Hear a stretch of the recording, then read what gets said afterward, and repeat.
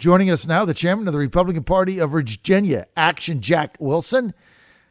Chairman Wilson, great to have you, man. Good morning. Good to be with you, John. So, Jack, we've heaped here in the John Fredericks Show a pile of criticism on your organization, saying that it's not really doing anything. But that was then, Jack, and this is now, right? So now you got to just turn the page. Now you got a real opportunity. I don't look back, I look forward. Jack, you got a real opportunity to gain seats, especially in the House of Delegates in 2019, with all this nonsense going on. And I just wanted to get your take on what you think of this whole thing and how you guys can take advantage of it going into the November elections. Well, you're right on a number of fronts. I mean, I think the thing that's going to really play best for our candidates this November is the steady hand that the Republicans showed with Speaker Cox in the House and Majority Leader Norman in the Senate, with all the disarray on the Democrat side and all the distractions that were available. The Republicans in both the House and the Senate enacted some of the most momentous things in Virginia in a long time. I mean, $1 billion tax reform act, clearly a balanced budget, added significant funds to the rainy day fund, legislation on school safety, higher education tax freeze or tuition freeze, increase in teacher pay. All of these things, including even electing a conservative justice to the Virginia Supreme Court that sort of happened under the radar with everything else going on. But you look at all of those accomplishments in the face of the disarray of the Democrats and what they were trying to do, I think that'll bode well for our candidates. And then you also look at what the Republicans were able to stop. I mean, they stopped a job economy killing $15 minimum wage increase that the Democrats wanted, stopped a whole lot of gun-grabbing bills that the Democrats proposed, and perhaps the most striking and appalling action of the Democrats was, of course, their abhorrent third trimester abortion bill that, again, the Republicans stopped. And so I think when voters in Virginia look at the contrast between the steady leadership on the Republican side and the Democrats and where they want to lead Virginia, I think that will really play well for us in November. And that's separate and apart from all the things that are going on with the governor, the lieutenant governor, and the attorney general. Well, I got to tell you, I agree, Jack Wilson, with your assessment 100%. I think this was a shining moment for the Republican House of Delegates, Leader Kirk Cox, Speaker Kirk Cox, and Leader Tommy Norment. They got a great bipartisan budget passed. They got a great tax reduction passed. They got a rebate coming for everybody in October, a single filer 110, check in the mail, couple filer 220 that basically cleared the deck for 2018 taxes. Now going to 2019, they aligned it with the Trump tax cut, which I thought was brilliantly done, saves a lot of money, great idea, doubled the deductions go up by 50%. So they passed. We also got a bipartisan redistricting done, which is fair and honest, which I think is excellent. So through all the chaos, Republicans did a fine job. Now, Jack, let's get to Justin Fairfax. And the Democratic House leadership under Eileen Filler-Corn has come under intense criticism by some on the Democratic side, noted consultant Ben Tribbett being one of them, saying, look, either we believe these ladies or we don't. We either stand for something or we don't. We either are consistent in what we did with Kavanaugh or we're not. And the speaker has called for a bipartisan hearing to have the two women's allegations be heard and have them come to the General Assembly in a fair process, 5 Democrats, 5 Republicans, chaired by Rob Bell, and also to give the lieutenant governor his opportunity to come, due process, and make his defense. The Democrats have resisted this. Why? Well, because I think the Democrats have now decided that partisan politics and power is far more important than principle, recognizing that they're sort of caught in their hypocrisy I think what they're trying to do is have it both ways. They want to be able to say we believe women, but at the same time they don't want to risk having the lieutenant governor revealed to be a rapist. And so I think the Speaker and the House Republican caucus deciding to move forward with some type of investigative hearings makes sense. Again, Virginians deserve to know whether their lieutenant governor is a rapist or not. And if the Democrats are going to stonewall any investigation, I think it was proper for the Republican leadership to say we're going to move forward with a bipartisan effort to see what the facts are and let Virginians know what the past of the lieutenant governor is. It's just inconceivable to me that the Democrats in the House, led by Eileen Fillercorn, Jack Wilson, have opposed this and rejected it. We had Speaker Cox on our show on Friday from his conference room with the General Assembly, Jack, and he said, look, at the end of the day, I'm the Speaker of the House. I was elected to lead this body, and I'm going to do what I think is the right thing for the General Assembly and for everybody involved. And so with or without Eileen Fillercorn and the House Democrats, I'm going to go forward with a hearing so that these two women can be heard, because that's what they've personally asked us to do. They just want to be heard. They want to come and testify and have witnesses. And, of course, the lieutenant governor can do the same thing. I mean, this is exactly what happened in the Kavanaugh situation. Dr. Ford was heard. And you just heard, before you came on, we played, who was that, Colleen? Tom Perez clip, chairman of the DNC, who said, well, it should be heard in the House of Delegates because it's a part-time body. Jack, what does that have to do with anything? I don't know what it has to do with it. This part-time body just enacted some significant legislation for Virginia. It's a part-time body made up of citizen legislators, which is exactly what we probably ought to be looking for in Congress at the national level. But these are well-regarded, well-respected members of the House of Delegates who serve on the Courts of Justice Committee. They will clearly be a fair, impartial hearing. And again, it's like you said, all the two women have asked for is an opportunity to be heard. They have made serious, credible allegations of sexual assault and rape against the lieutenant governor. They have a right to be heard, and the lieutenant governor has a right to defend himself. And I was a little appalled that the lieutenant governor would try to analogize his situation to, past lynchings in Virginia. To the extent there's anything going on, it's more on the Democrat side. I have not called, the Republican Party of Virginia has not called for the lieutenant governor to resign. We've said, let's investigate this. Let's let the women speak. Let the lieutenant governor speak, and then let the people of Virginia decide what is in the best interest of the Commonwealth with respect to Justin Fairfax. You're on the John Fredericks Radio Network, Trucking the Truth Across America. I'm with Jack Wilson. Jack is the chairman of the Republican Party of Virginia that now has a new spring in its step with all the with the fiasco that's gone on here with the Democrats. And they're really handicapped going into this election because their three statewide office holders can't campaign, can't do fundraisers, can't lead rallies, can't make robocalls, or really can't do anything. Every time they're going to get out there, there's going to be a million questions, and people don't want them around. So puts the Dems at a real disadvantage opportunity for Republicans.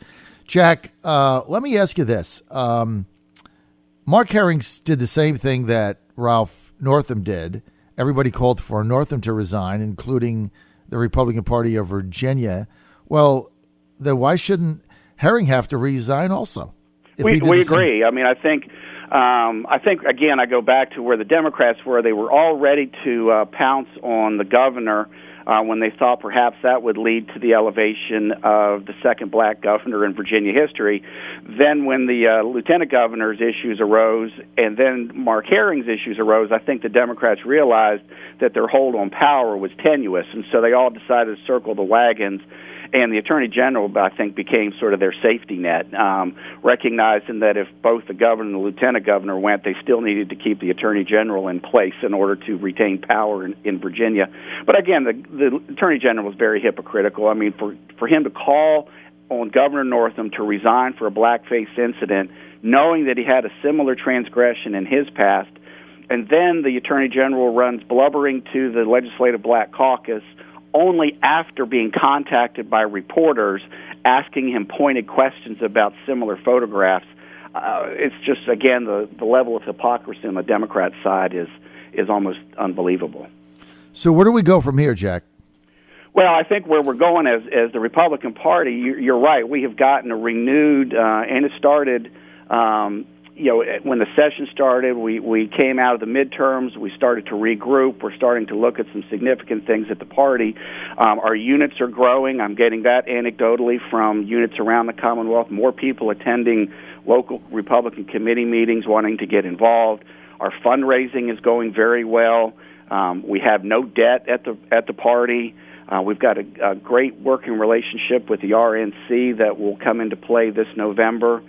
We just saw up in the 86th House District special election up there last week, the Democrat received 11% less vote than they received in 2017. Mm-hmm. That, I think, just show, and again, that's a very, very blue district, but we were able to cut 11% out of that margin from just 2017.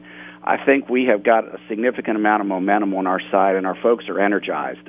It really started with the third trimester abortion bill that was so graphically viewed in that video, and then the governor, sort of doubling down on his infanticide comments. That started the energizing of the base, and it's just continued. So I'm really optimistic about where we are and where we're going to be in November. We're with Jack Wilson. Jack is the chairman of the Republican Party of Virginia, and he will be in that post until at least, what would it be, Jack, May or something of 2020? Spring of 2020. Spring of 2020. Hey, by the way, have you made a decision yet if you're going to run for election in the spring of 2020? I haven't made a decision. I'm enjoying what I'm doing. I'm starting to see that the party is turning around and making some progress, and so I've always said if I can be a leader that can continue to move the party in the right direction, I'm willing to do it, and so we'll see how the rest of this year goes.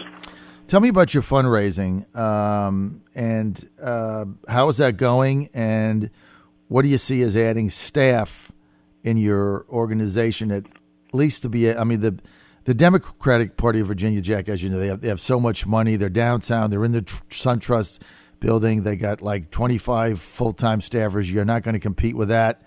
They got all that money that McAuliffe has continued to raise for them. How's your fundraising, and what is your field staff going to look like going into November? Well, the fundraising is going well. We've, I reach out regularly to major donors, and they're enthusiastically giving. We are raising a lot of small dollar donations, much more than we have in the past, through emails and on telephone calls and so forth. That is coming in. We just sent out our annual sustaining membership letter. The results of that are very promising. So obviously we're not going to compete with the Soros-McAuliffe money that comes into the Democrat Party, right. But we're looking forward to a good working relationship with the RNC this year as we get ready for the General Assembly races this November. But we're looking also for those people to assist as we get ready for 2020 to put Virginia back in the category of a battleground state for the president's race. We think that we're looking to roll out very shortly a pretty ambitious voter registration effort, primarily in our more rural red areas of the Commonwealth, where we can increase our statewide numbers. We're going to put a lot of that in place between now and November, and I think the results of that will show that Virginia is not completely red or blue yet. We're going to turn it back.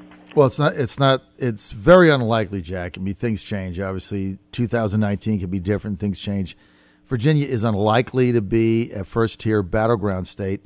But my goal right now is to make it the number one second-tier state. I think that's really right now the best we're going to do, because the Trump campaign 2020, I would think, is very focused on, the states they absolutely have to have in order to win: Florida, Pennsylvania, North Carolina, Georgia, etc., Iowa.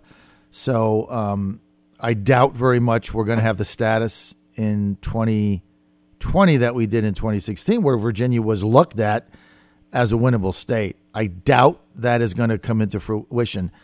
But, Jack, if we can get the top tier of the second states, that gives us something. And, depending on how things fall out, we could make it very, very competitive in 2020, I believe. But, look, a lot of that's going to depend on what the results are in 2019 and what the statewide ticket is. And remember, Warner's up for re-election in 2020, along with who's ever at the head of the Democratic ticket. And Warner only got re-elected by, 1% over the Gillespie for Senate campaign in 2014. And he didn't do that until midnight when Fairfax came in. I mean, Jack, the problem in winning this state, candidly, and look, I was Trump chairman in 2016, so, I'm familiar with it, is that, we continue to lose these three northern cities by 170,000 votes. And there's just nowhere to make those up. I don't know how we cut into those, but until we can do that, it's really hard.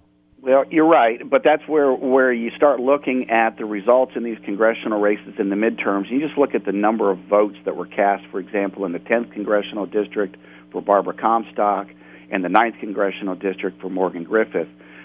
We have got to do a better job of registering our voters in primarily the 9th, the 5th, and the 6th Congressional Districts. They're out there. Anecdotally, and you've heard it, I'm sure, John, and I've seen it myself. We'll have people come up to a gun show or whatever in their truck with a Trump 2020 sticker on, a flag flying, perhaps a Trump for President T-shirt on, but they're not registered to vote. Crazy. And that's where we're losing Virginia. Right. The Democrats have done a great job of registering their voters, right, and they've been doing it for a decade. We have not, and that's one of the things that I've decided we need to make a priority of the Republican Party of Virginia is getting our people registered. We can't get the votes if we don't get them registered. Oh, you got that right. We're going to be doing that this year. You got that right, and you're lagging way behind the Dems. But look, the past is the past. You got to start now. Get that done. I want to give a shout out here that Jack Wilson is the speaker this Saturday in Norfolk at the Azalea Inn at 10 a.m. If you're in the area, please attend that. That's the Azalea Inn, 10 a.m. in Norfolk. He'll be the speaker there. And you can also meet the new chairman of the Norfolk GOP, and that is a very dear friend of mine, Bob Brown, great American, and Pam will be there too. So check that out. Saturday, 10 a.m., Azalea Inn in Norfolk. You can hear Jack and also meet their new chair, Bob Brown. Jack Wilson, thanks for being with us. I got to go. I appreciate it, John. Have a great day. All right.